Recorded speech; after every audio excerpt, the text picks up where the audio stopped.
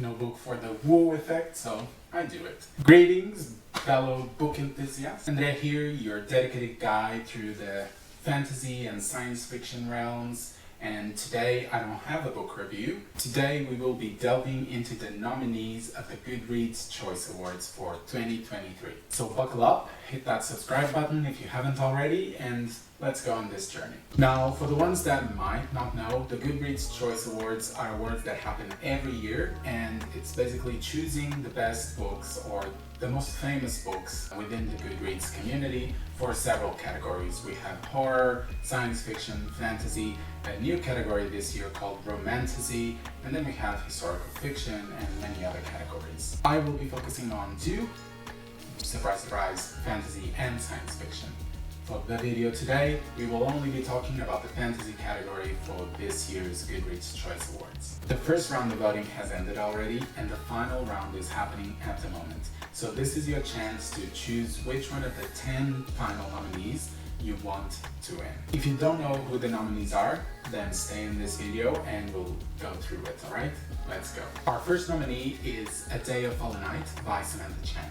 Samantha Shannon, known famously for another book she wrote recently, a couple of years ago, called The Priory of the Orange Tree, which I actually have, which is this one. And this book is wonderful. It's a breath of fresh air in terms of world building and even of character creation and development. I think this was really great.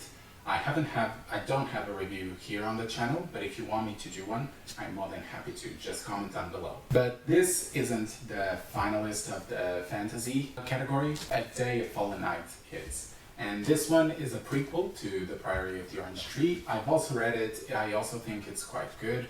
And again, it has its pros and cons for being a prequel. I won't divulge what the pros and the cons are, but I think if you want to read this book, I will actually advise you to read it first compared to The Priory of the Orange Tree, but again, have caution because this is a prequel and not the main story of the world. I think the fans of The Priory of the Orange Tree really enjoyed the prequel as well. If you haven't read either, you might want to know that this is a mix between epic fantasy with dragon rider fantasy and also a sprinkle of LGBT or queer fantasy. So it has a bit of everything for everyone, really. This book, at the moment, at the release of this video, has over 20,000 ratings on Goodreads, and it averaged on the score of 4.42 out of 5. My personal score was a 4 out of 5, so I'm a bit below the average on Goodreads. But then again, if you want to know why, what aspects, what categories were a bit lower, then comment down below and I'm more than happy to do a review on these books. A Day of Fallen Night is also the only book out of these 10 nominees that I have read this year. Of course, I want to read more of them, and I will read more, but at the moment of the voting, I only read this one. So the next ones, I don't have a copy or I don't have much to say, but I will just let you know about the details of these books. So next up, we have The Adventures of Amina, Al-Sirafi, and this is written by Shannon Chakraborty. Chakraborty is famous for a trilogy that she wrote and published, and it starts with The City of Brass. Chakraborty is famous for weaving the reader into her storytelling, and I bet that Amina Al-Sirafi's adventures will just weave us as well in this intricate story. So if you haven't read the trilogy of The City of Brass, this opens a new opportunity to explore Shannon Chakraborty's abilities to write a wonderful book that I bet it is. This book mixes a bit of historical fiction with pirate fantasy and has strong character development from what I've heard, and also has lovable and diverse characters, so that's always a plus. Again, from what I could gather, this is a medium-paced book that has a lot of adventure and funny moments in between. On Goodreads, this book has amassed 27,000 ratings, and the score it has at the moment is 4.31 out of 5. So slightly more ratings than the previous book, but a lower score in comparison. Do with that what you want. Our third contender, and many people might know this already, is Bookshops Bonedust by Travis Baldree. Baldree is a rising star in the fantasy realm. Last year released a book called Legends and Lattes that has been in many people's bookshelves already, and it has many special editions. And it has been very successful overall. Bookshops Bonedust will probably be another great cozy fantasy book that will involve bookshops, I bet. So if you're looking for some lightheartedness and some adventure, but not too dangerous, not too dark, this might be your choice. Again, this is a very recent book. It came out in the second semester of the year, and because of that, it doesn't have yet many ratings. So with close to 9,000 ratings, this book is still able to get a good score, averaging on 4.34 out of 5. Moving on, we have Starling House by Alex E. Farrow. Farrow is acclaimed for her lyrical prose and imaginative worlds. I haven't read much of Alex E. Farrow. Actually, I've only read one book, and that book is The 10,000 Doors of January, which is this book. This is also a very cute, interesting story that has some very good topics, actual like modern topics to delve in, and I recommend it, but this is not the book we're talking about. As a nominee of the Goodreads Choice Awards for Fantasy, Starling House offers an opportunity to delve into the gothic, more dark type of fantasy.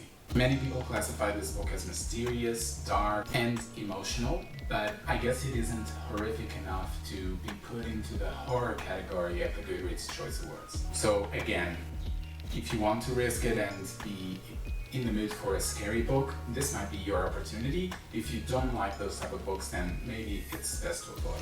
With over 27,000 ratings, which is similar to The Adventures of Amina Al-Sirafi, this novel gets a score of 3.9 out of 5, which is much lower than the one I just mentioned. This might be for several reasons. Maybe people were used to the 10,000 Doors of January and expected something similar and they didn't get that, and hence the lower score.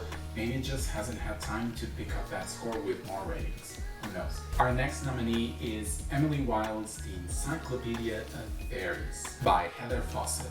I haven't read anything by Fawcett before. However, from what I could gather, Fawcett is known for crafting beautiful, fantastical worlds. And from what I can guess, in this book, she'll present us with an encyclopedia that opens the doors to the mysteries of the fairies. Like I said, I haven't read much from this author, but this seems like the kind of thing that people would enjoy nowadays. I was never really a big fan of fairies as magical creatures. I've read a few books, but I don't know, it never really caught my interest. What about you? Do you like fairies in fantasy, or that's also not your thing? From the synopsis, and I won't read it here, but you can go to the Goodreads website and read it. This book seems like it will have some lightheartedness mixed with a bit of adventure and funniness to it. So a very cozy book, maybe. Although many people agree that it does not have a very diverse cast of characters. Again, this might not matter for you. For you, you might just want always the same tropes and characters, and you don't care about being diverse. So this can be a book for you. This book so far has been the most rated with 42,000 ratings and a total score of 4 out of 5. Okay, we're halfway through our nominees. The next one is The Fragile Threads of Power by B.E. Schwab. Schwab is a titan in the fantasy genre. Many people know her for her trilogy Shades of Magic that has sold many copies around the world. This book is a chunky. It has more than 600 pages for the hardcover edition, and this again might be something people like. Other people do not enjoy big books, so I'm just letting you know. There are some content warnings about this book.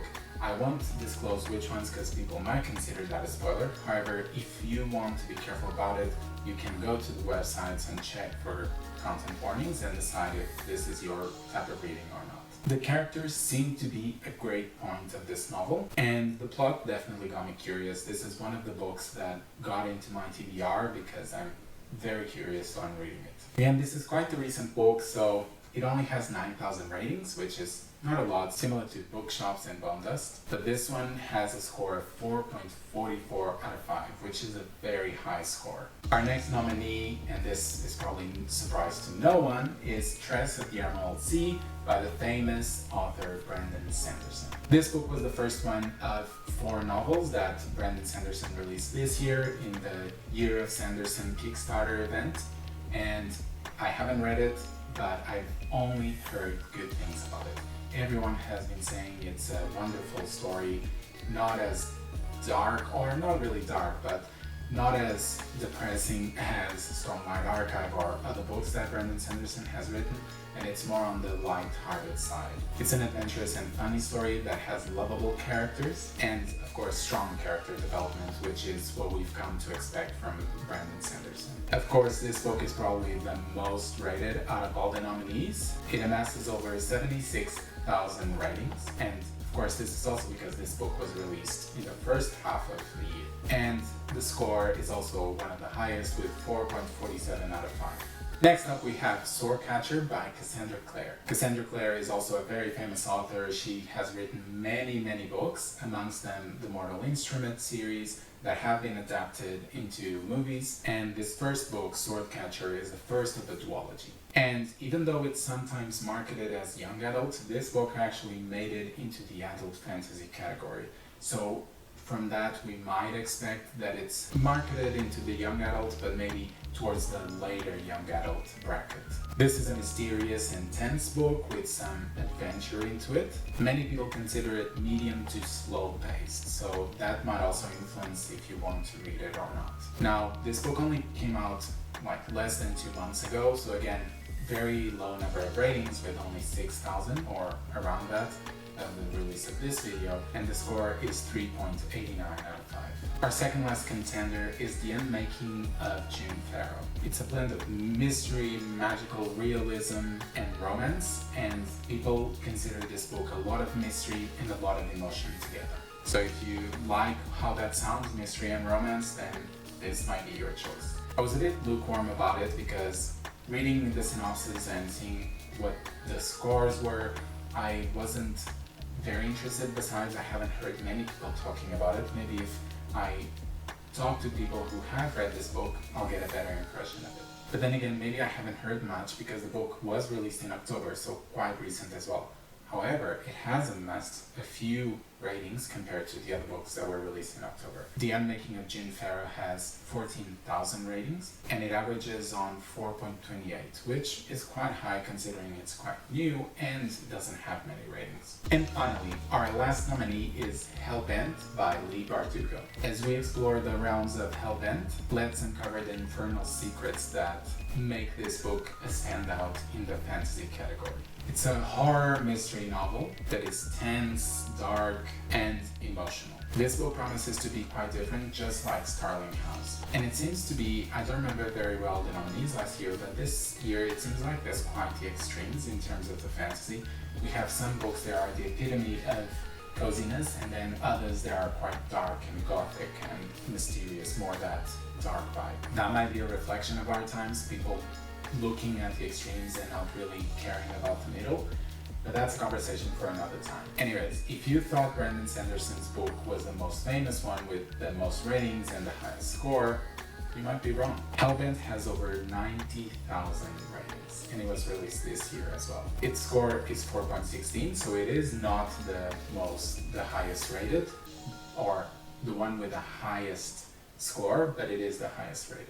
And those are all the nominees. Now, if we were to judge the award based on the Goodreads score alone, we would think we would have a winner, and that winner would be Brandon Sanderson's Tress of the Emerald Sea. But as avid readers know, the Goodreads Choice Awards are not always about the best books. Sometimes it's about the most famous books. It's almost kind of like a popularity contest. So if we consider the most rated book, Hellbent might grab the award this year. But who knows? From Fallen Knights to Amina Al-Sirafi, Bookshops to Starling House, Faeries to Fragile Threads of Power, there's a world for everyone, I'm sure. So, my fellow bookworms, which fantasy nominee has captured your interest? Have you read them all? Have you put some of these nominees into your TBR? Have you voted already? Share your thoughts in the comments down below, and let's engage in a good discussion. And those new to the channel, welcome. Don't forget to subscribe, like the content, and join us in our future